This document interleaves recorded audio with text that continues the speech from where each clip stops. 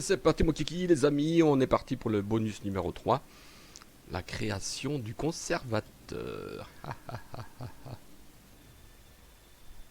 Voir ce qui se passe. Hello. Hello. I am the curator of stories. Stories of love and hate, greed and beauty, life and death. Stories such as this one.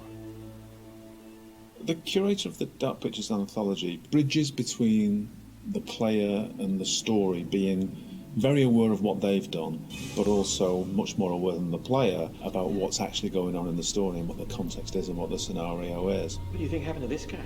Now, for the first time, for some reason that he himself doesn't even understand, he's been given the opportunity to talk to somebody, and that somebody is the player. As far as he knows, it's always been him that's done this job, and nobody else. And within his library is the story of everybody's life and death. There's even rooms in there that he can't remember ever going in, but he's way too busy to go and explore because there's always another end of life to record and document. Clothes are so important because they provide an insight into the character. They explain where the character's been, they describe where he's going, they suggest motive. We want the audience to perceive him as having everything completely in control. So all of the ideas of his clothes being tailored to his body, it's really important to us.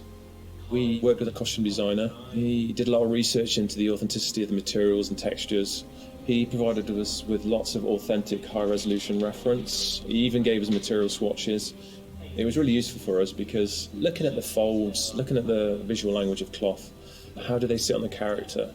Is it working from a distance? What's the weight of the material? It gave us a really good platform in order to produce high-quality, realistic materials. Giving you that depth. I'm here to record the story you choose to tell.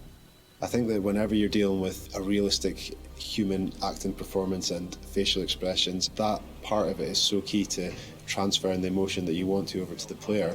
Just the definition and detail that you need now is quite challenging. But there are repercussions.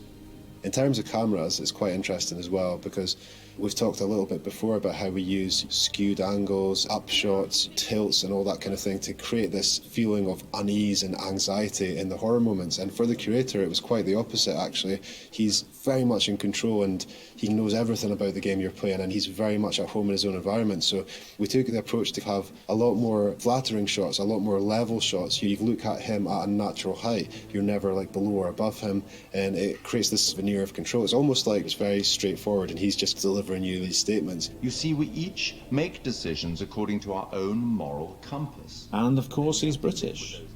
As soon as we'd established that and who he was and what his personality was, our minds went pretty much straight to Pip Torrens to deliver the performance. And Pip's done a brilliant job of bringing everything that we wanted in the curator to life on the screen.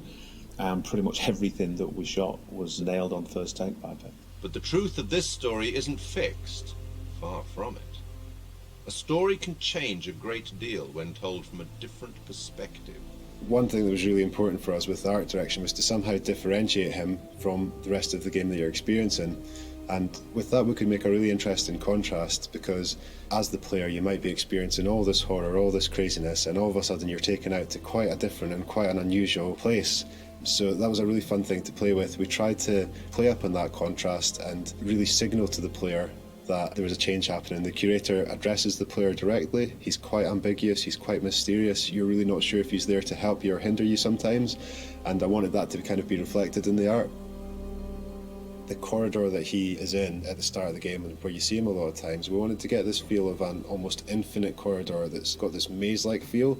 It's not a set-out space that you automatically understand as a viewer when you see it. You're not sure how long it goes on, how many paths there are, how much of a maze this corridor is. So to light that, we wanted to get this feel where there's not markers that tell you this is where you are right now in the corridor, you've been here before, just to increase that feeling of not being fully aware of your surroundings and add to the mystery of the scene.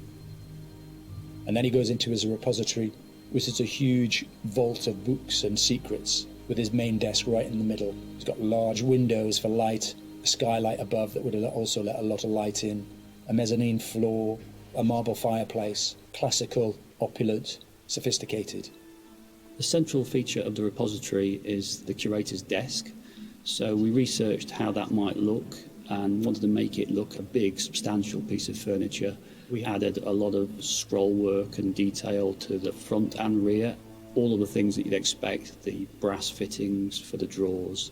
There's quite a lot of detail went into that, and we thought we might be seeing that quite close as well again. So in the end, it fits nicely within its environment. It references some of the Victorian era detail that you might see on a piece like that. The creator has the ability to access stories through the pictures on the wall. They're almost portals through to another world.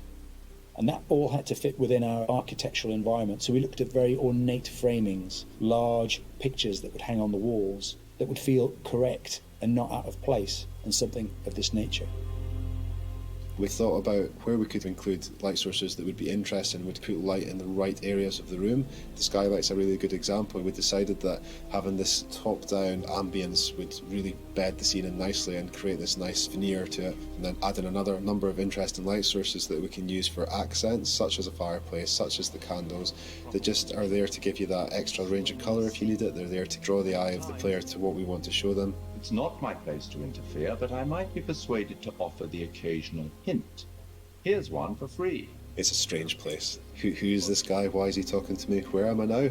I was just on a ship having some horror happening, and now I'm here. And this guy has the appearance of being there to help you, but he seems like such a strange guy, and the environment he's in is so different. There's a certain ambiguity to it, and we wanted the player to question whether or not